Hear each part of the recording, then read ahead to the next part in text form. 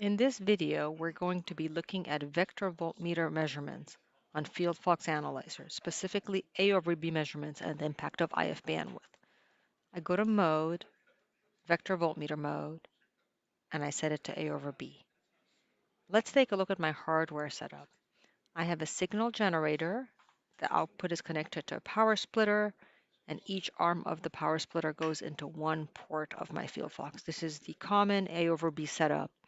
And you would zero with the setup. You would break one of these connections, put in your DUT, and then you're comparing, port 1 to port 2 or A to B. So that's my hardware setup. Here is my SIGGEN. I'm controlling it here. It's at 2 gigahertz, 0 dBm, and the power is on. So now if I come to my FieldFox, I change the frequency to 2 gigahertz. And I see my signal between the two ports is varying quite a bit. If I go into my bandwidth setting, the default is 1 kilohertz. If I change this to 100 kilohertz, now I see a fairly stable signal. It's not changing much. And let's put in 2 digits of resolution. That's just the noise. If I go into 10 kilohertz, it's still pretty good. 1 kilohertz is changing. At 100 hertz, it's something different at all. It's completely changing. Now what I'm going to do is I'm going to lock these two boxes. I had a hardware cable between the two from the 10 megahertz references, but I had not locked it. So I'm going to now say lock my FieldFox to my signal generator, 10 megahertz reference. Now you see, even at 100 hertz, the signal is completely stable. It doesn't make any difference. And this is most easily understood in NA mode.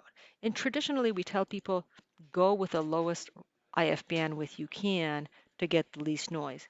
VVM is one case where actually going to a wider bandwidth is better for you. And let's go to NA mode and take a look at this. This is really kind of the same basis as that. If we come into here, we go into more advanced, we set the measurement to A. I don't see my 2 gigahertz signal there. That's just because there's so much else going on. If I change my center frequency to 2 gigahertz, and let's do a span of 10 meg, there's my signal.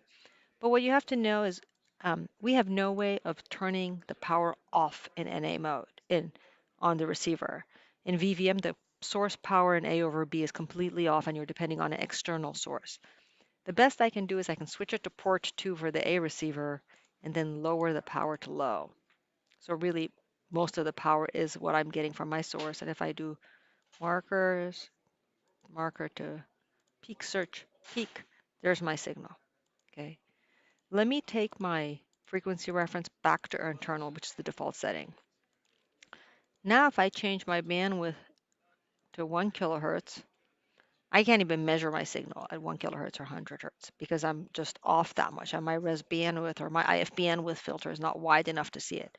That's at 10 kilohertz. And I'm just looking at A. In A over B, you're looking at both A over B and you're comparing phase. So this magnitude is, if I look at phase here, it doesn't really make sense because the phase is a ratioed measurement. And really, again, NA mode is not set up to give you A over B as a ratio measurement. We can't set it up that way. I can look at my A and my B, but then I have to, I can change this one to B. But then what do I do with my source? The source is linked. So it's not, that's when you use just the VVM mode. But I want to show you conceptually, you understand what's going on. So here I have it. And if I go again to a narrower bandwidth, I don't see it. But let's go lock my frequency reference to external. Now it makes no difference. Okay. So if you're locked, and that's really what you want to do. You want to have your frequency references locked to each other. If you have that ability to do that, then you will see your signal and your IF bandwidth won't have it different. But if you don't have this, you don't have that option, then I think the best thing you can do is go to a wider bandwidth to try to ensure you see that signal. So again, the takeaway is if you're in vector voltmeter mode and you don't have the ability to lock your frequency references, pick your widest bandwidth for the most stable measurement. But if you do have the ability to lock them, then you definitely want to lock them. And if you can't even lock them together, perhaps you lock the FieldFox to a GPS and you have another way to lock your other source to another frequency reference to get them to be most stable.